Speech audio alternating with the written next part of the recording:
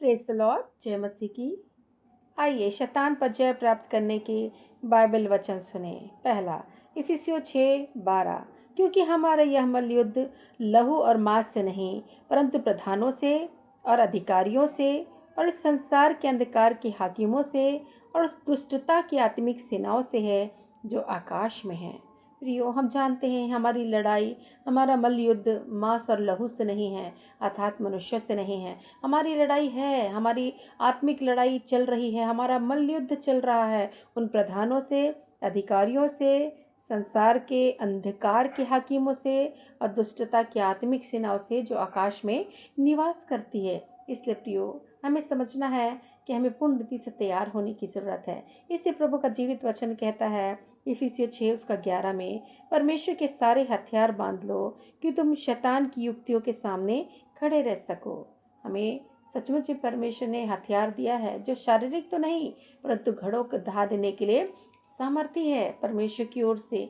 इसलिए प्रियो, हमें अपने हथियार को बांधने की ज़रूरत है। इससे प्रभु का जीवित वचन कहता है, इससे सत्य से अपनी कमर कसना है, धार्मिकता की झिलम पहनकर, पाँव में मेल के सुसमाचार के तैयारी के जूते पहनकर, विश्वास की ढाल लेकर और जो है उद्धार का टोप और आत्मा की तलवार जो परमेश्वर का वचन है लेकर हमें हर समय हर प्रकार से आत्मा में प्रार्थना करते हुए तैयार होना है ताकि शैतान की युक्तियों के सामने हम खड़े हो सके।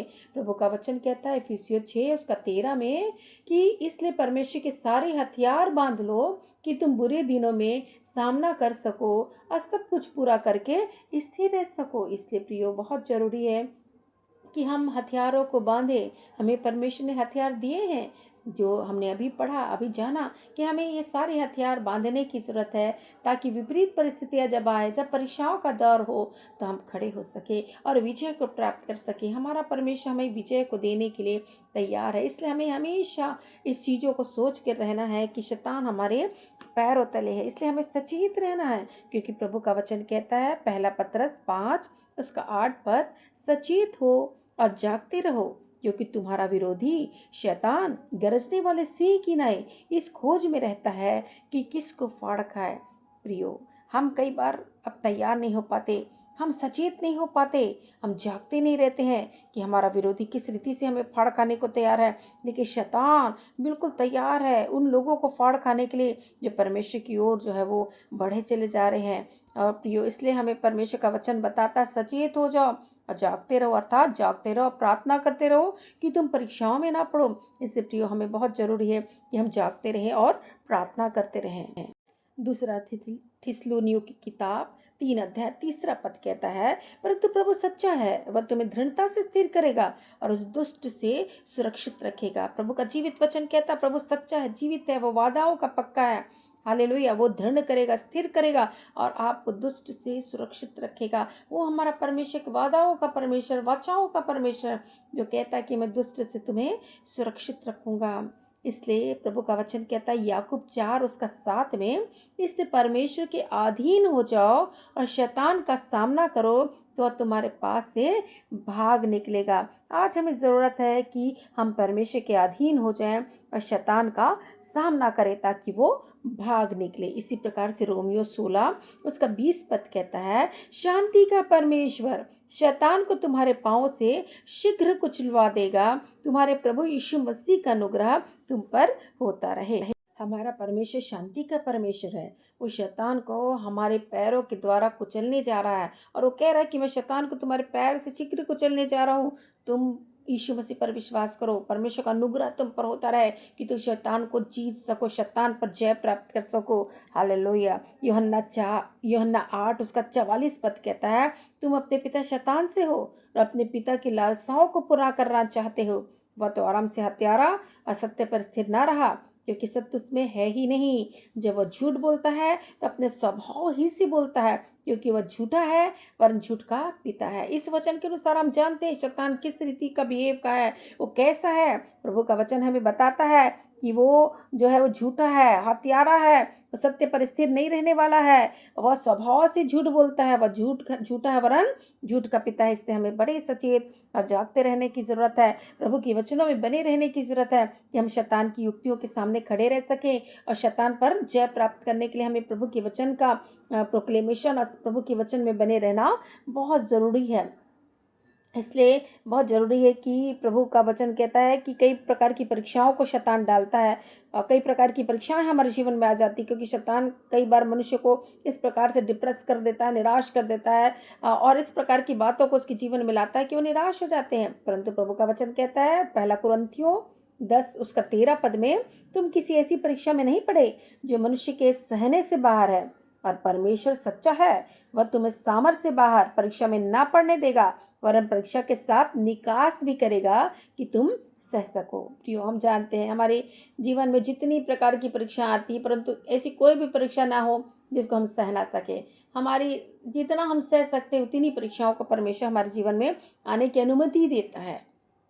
अय्यूब के जीवन में देखेंगे, शैतान ने अनुमति मांगी परमेश्वर से कि मैं उस दास को जो है वो आपका दास है, उस पर मैं कुछ परीक्षाओं को डालना चाहता हूँ। परमेश्वर ने जब परमिशन दिया तब शैतान ने हस्तक्षेप किया और सब अय्यूब के जीवन में कुछ कुछ परीक्षाएं आती रही। लेकिन जितनी परीक्षाएं उसके जीवन में आई, ऐसा लगता मानो सहने से बाहर है, लेकिन फिर भी वो सहने के अंदर थी और वो सह सका। अंत में परमेश्वर ने उसको विजय दिया। हम जानते हैं इस चीज़ों को, इसलिए आपको भी वो विजय जरूर प्रदान करेगा। हालेलुया। इसलिए प्रियो, बहुत ज़रूरी है कि हम परमेश्वर के इस हथियारों को बांधें और बुरे दिनों में जो है वो, ताकि हम सामना कर सके। क्योंकि कुलुसियों की किताब 1 अध्याय 13 और 14 पद कहता है, उसी ने हमें अंधकार के वश से छुड़ाकर अपने प्रिय पुत्र के राज्य में प्रवेश कराया, जिसमें हमें छुटकारा अर्थात पापों की क्षमा प्राप्त होती है। अर्थात यीशु मसीह ने हमें अंधकार के वश से छुड़ाकर हमें अपने राज्य में शामिल कराया है और इसी के द्वारा हमें छुटकारा मिला है, अर्थात पापों की क्षमा मिली है। हम तो पापों में थे, पापों की दलदल की कीचों में थे, पाप की मजदूरी मृत्यु है, उस मृत्यु की ओर अग्रसर थे। परंतु प्रभु यीशु मसीह का, परमेश्वर पिता का धन्यवाद हो कि अपने पुत्र को भेजकर हमें एक नया जीवन प्रभु ने प्रदान किया, अपने राज्य में प्रवेश कराया। हम योग्य भी नहीं थे, परंतु फिर भी खुदा ने हम पर अनुग्रह किया, इसलिए प्रभु के नाम का धन्यवाद हो। और इसी प्रकार से प्रभु का वचन कहता है कि याकूब 2 उसका 19 में, तुझे विश्वास है कि एक ही परमेश्वर है, तो अच्छा करता है। दुष्ट आत्माएं भी विश्वास रखती और थरथराती हैं। तो हम जानते हैं प्रियो, दुष्ट आत्माएं भी विश्वास करती हैं, प्रभु सच्चा जीवित परमेश्वर है और वो जो है वो लोग भी उसके सामने थरथराती और कांपती रहती हैं। हालेलुया। तो हम देखते हैं प्रियो कि हमारे जीवन में इस प्रकार की बातें आती हैं कि हम जो है परीक्षाओं में यदि पढ़ते भी हैं, यदि किसी प्रकार के शैतान के द्वारा परीक्षाएं लाई भी जाती है, तो परमेश्वर हमें जीत देता है। हमें ऐसी कुछ भी ऐसी चीज़ें नहीं होती हैं जो हम सहने से बाहर हो, या जो है वो इस तरीके की बात हो कि हम सह ना सके, परंतु परमेश्वर ने हमें जय का उत्सव में लिए चलने वाला परमेश्वर है। हालेलुया। और हम विश्वास करते हैं कि परमेश्वर शैतान के कामों का नाश करेगा। पहला यूहन्ना 3 उसका 8 पद कहता है, जो कोई पाप करता है वह शैतान की ओर से है, क्योंकि शैतान आरंभ ही से पाप करता आया है, और परमेश्वर का पुत्र इसलिए प्रकट हुआ कि शैतान के कामों का नाश करे।